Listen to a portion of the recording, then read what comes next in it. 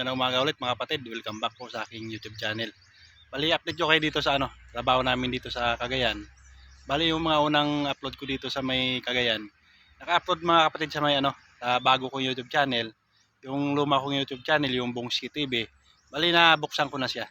Kaya mag-upload ulit ako ng panibagong vlog dito sa luma ko ng YouTube channel.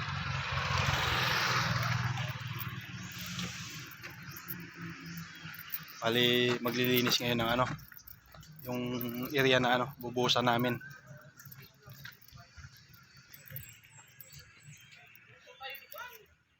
Bali, ngayong linggo makapagbuhos na kami dito. Araw ng Lunes ngayon. Kaya pinapalinis na yung medyo matagal-tagal na to. Nakatingga, hindi siya nabuhusan, gawa na may inayos pa. Buti ayos na yung mga dapat ayusin. Papalinis ko na tong mga may mga nalaglag na lupa, papalinis na to. Hila ko dito yung hose na linisan na lang yung mga diyan. May mga dumi. Tsaka yung mga nahulog na mga plastic at saka yung mga lahat ng mga kahoy na mga maliliit na putol. Papa double check ko para malinis na to.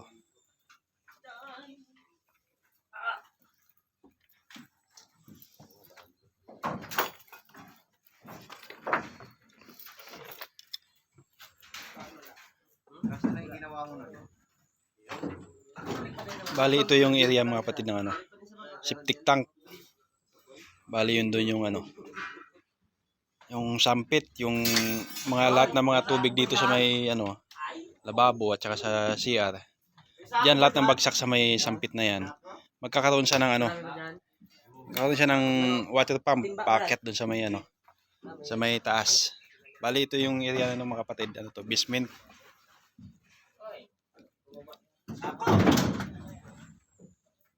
Kaya lahat ng ito, pati itong septic tank, mababa itong area na to. Ihigupin yung tubig papunta doon sa may sa drainage, sa may sa main drainage. Pinapa-double check ko lahat ng mga napatanggal ko yung mga dumi dito sa loob bago buhusan.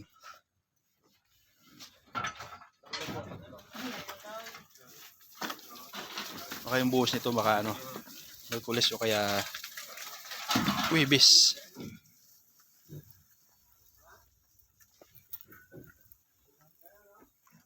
Ayun bali may abang na rin yan ng mga may abang na rin ng mga PVC niyan. Bali, ito yung pinaka-indit niya.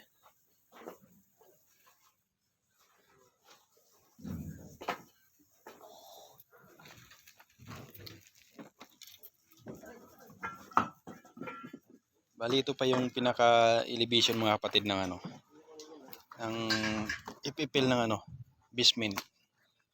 Bali, naka-retaining wall lahat yan dito mga kapatid. Pati ito.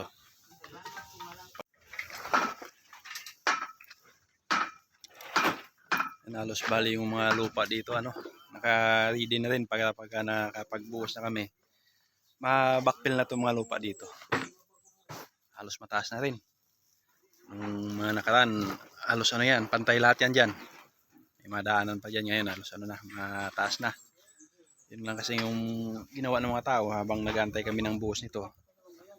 Yun muna lang pinagawa ko sa mga tao.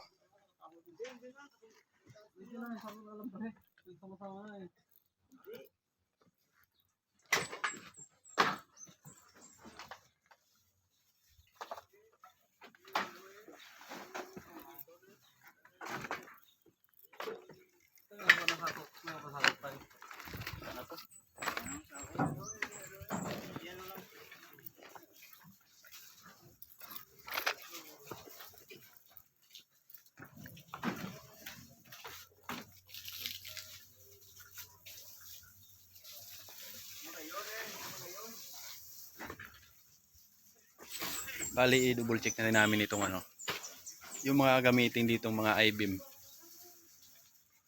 Para maano din namin kung mga ilan talaga magagamit na ng mga I-beam dito mula sa ground floor hanggang second floor, para pagka nagbili halos hindi siya sumubra.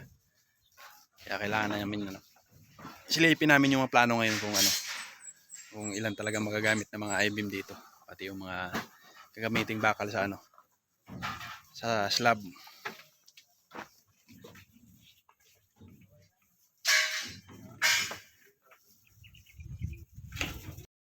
Few minutes later. Ayun na, bali na-compute na namin yung mga I-beam na gagamitin dito. Bilang na namin.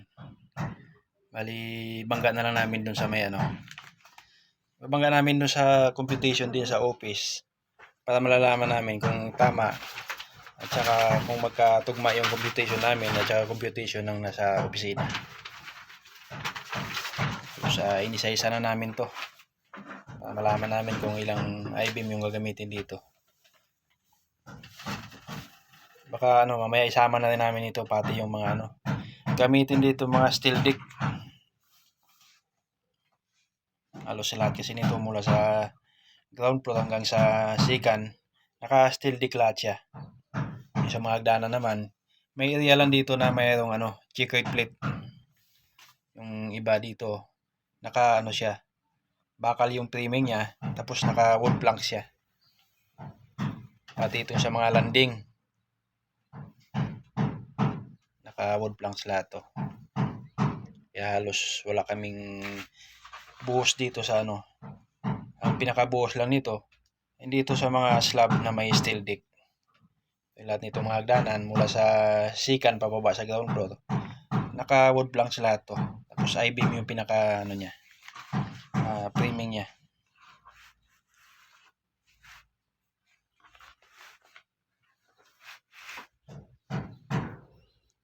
Bali dito sa mga puting niya, makikita mo din dito yung mga naka-anchor bolt.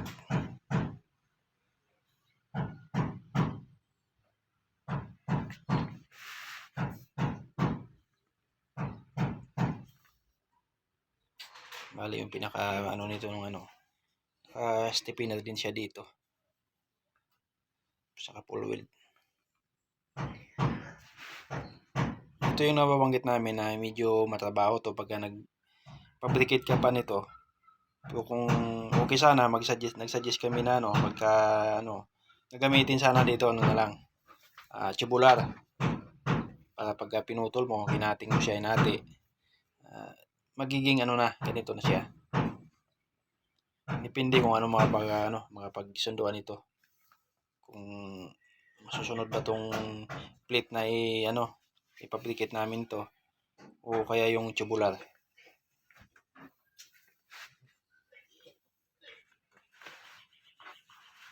Medyo marami-raming bakal ang gagamitin dito. Nanawa dito yung magpo-full weld. A few minutes later.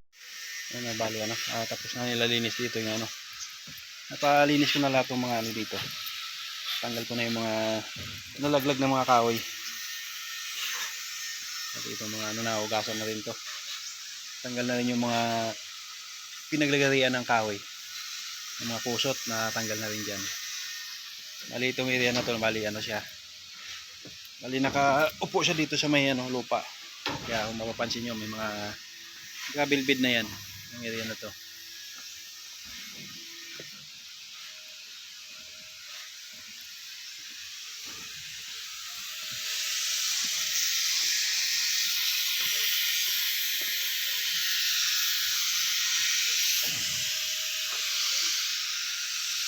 Bali pala dito mga kapatid, naka B-split kami dito. Gawa na yung pinaka-kulong nito I-beam, kaya naka B-split kami dito. Bali dun sa isang YouTube channel ko, naka-upload to yung mga simula nung nagbuhos kami dito, naka-upload dun sa sa isang YouTube channel ko. Bali hindi ko naman pwedeng i-kopyahin yung mga vlog ko doon. Magkakaroon ako ng violation sa kay YouTube pagka kinopya ko yung mga video ko doon. Kaya panibagong upload ako dito sa ano ko, sa luma ko yung YouTube channel. May ano, panibagong upload ko yung ano dito, yung trabaho namin dito. Mahirap na magkaroon tayo ng ano, violation kay YouTube.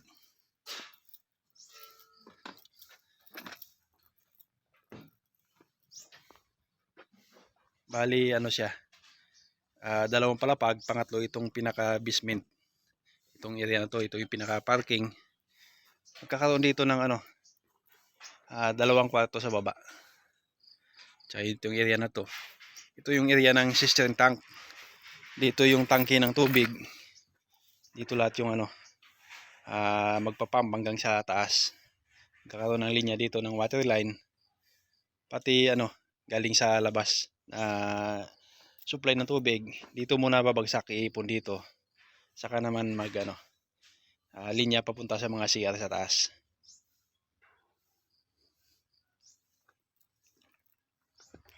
Bali malaki itong tangke na to. Bali nakaano siya lahat mga kapatid, naka-retaining wall. Bago yung gagamitin namin buhos dito, magkakaroon ng ano, yung Sika Light. Yun ang pinaka waterproofing niya.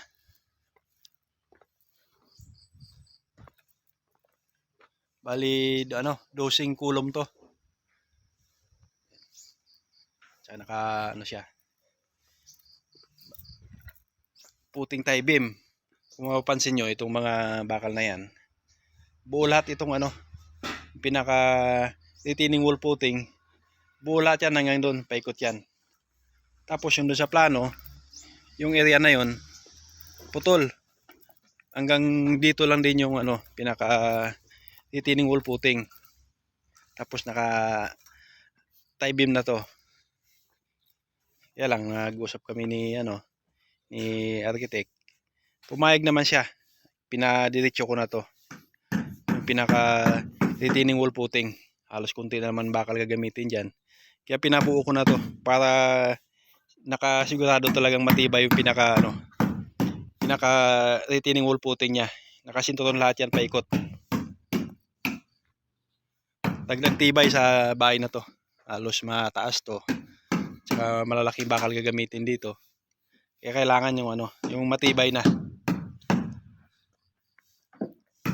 Tsaka malimit din yung lindol dito. Yung mga nakarang araw, halos 2 araw sunod yung lindol. Na kailangan matibay yung pinaka-pundasyon pa lang nito, matibay na.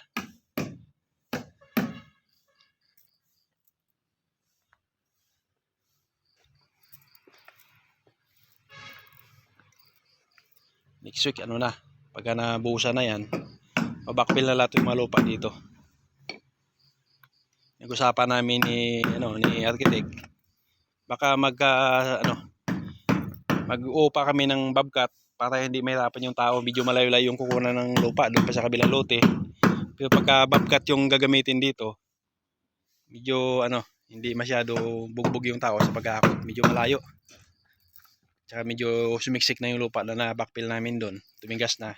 Kailangan na bungkalin ulit bago ano, kayo din ng ano, bobcat.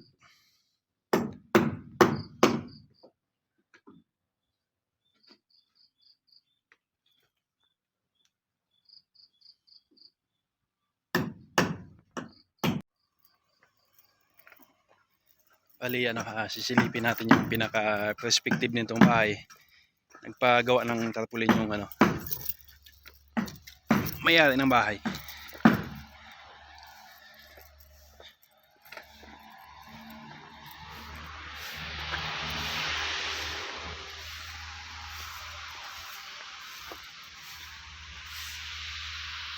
Yan na, bali yan yung pinaka linis ng bahay.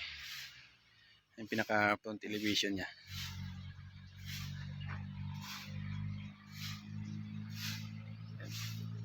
Magandang bahay to. Kayo nang humusga mga kapatid kung anong klaseng finish yan.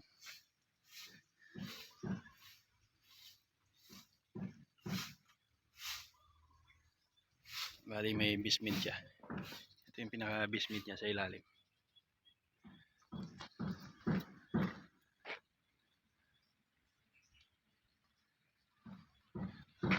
Katulad niya sa nabanggit ko doon sa isa kong YouTube channel, yung bago kong gawang YouTube channel. Sana yung project na to ako makapagtapos nito para ma-vlog ko lahat ng mga gagawin namin dito mula pagka buhos niyang basement na yan hanggang sa pagtayo ng mga I-beam, hanggang lahat sa mga finishing, mga ceiling, hanggang sa mga tiling. Lahat makukuha natin ng video yan pagka hindi busy sa trabaho. Makapag-vlog ako dito. Halos hindi rin kasi makapagtuloy-tuloy ng vlog minsan. Gawa na nagtatrabaho din ako. Kaya ako din nangangamay sa lahat ng mga finishing yan. Halos ako lahat ng gumagawa niyan. Bukod dun sa mga painting.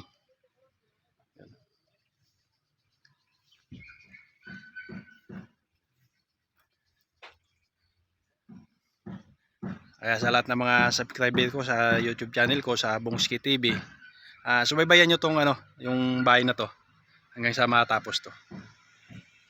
Shoutout muna tayo.